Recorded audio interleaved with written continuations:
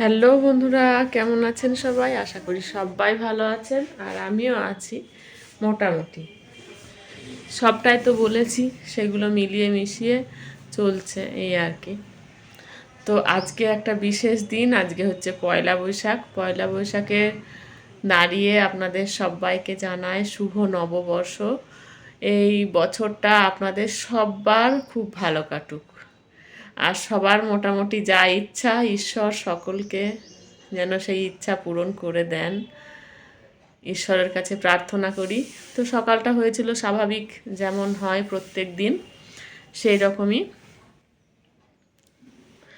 সকাল সকাল উঠে প্রত্যেক মানে যা করি আর কি, ছাদে যাওয়া, ফুল তোলা, স্নান, পুজো।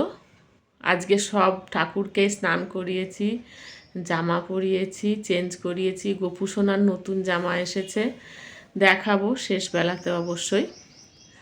দিয়ে তারপরে গিয়েছিলাম কালী মন্দির। তো এত কিছু তো আর আপনাদেরকে শেয়ার করতে পারি না, আর ফোন হাতে করে করাও হচ্ছে না। চেষ্টা করব আগামী দিনগুলোতে সবটা শেয়ার করার।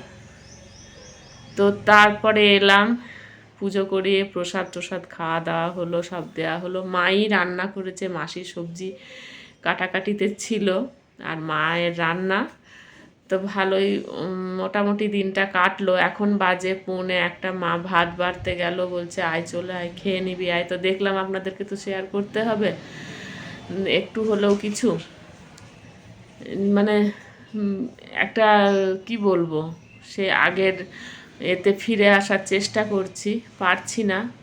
বেশি বেশি একটু সময় লাগবে, কি আর বলবো, কম বেশি যাই হোক।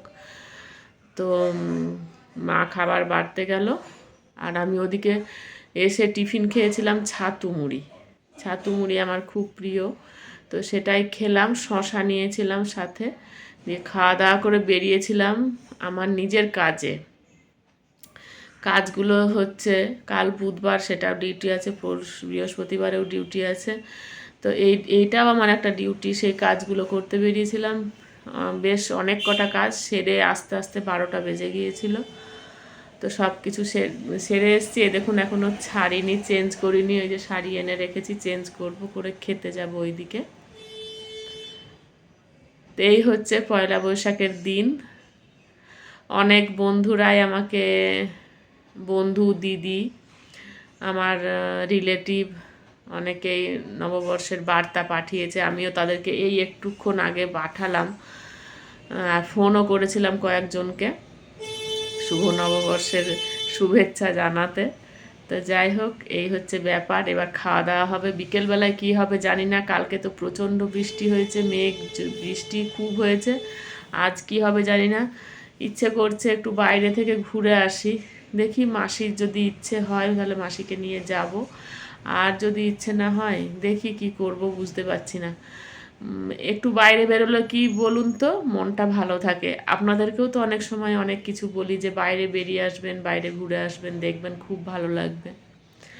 তো সত্যি বাইরে বেরোতে হবে মনে হচ্ছে, দেখি কতক্ষণে কি বেরোতে পারি। এক্ষুনি ডাক আসবে। তো চলুন গোপু সোনার ড্রেসটা একবার আপনাদেরকে দেখিয়ে দিই। আর হ্যাঁ, এবছরে যে চৈত্র মাসের সেলের বাজার করতে পারিনি, আজ 15, 16, 17 দিন হয়ে গেল ভাইয়ের যাওয়া। তাহলে ওই টাইমটাতেই বিশেষ করে বাজার কেনাকাটা করা হয়, কিন্তু এবারে সেটা আর করতে পারিনি, মন মানসিকতা ভালো নেই। যাকগে যাক, করা হয়নি, কি হয়েছে, অনেক তো থাকে, সেগুলো দিয়েই চালিয়ে দেব। আজকে নতুন পরিনি, এটা আপনারা এর আগেও দেখেছেন হয়তো।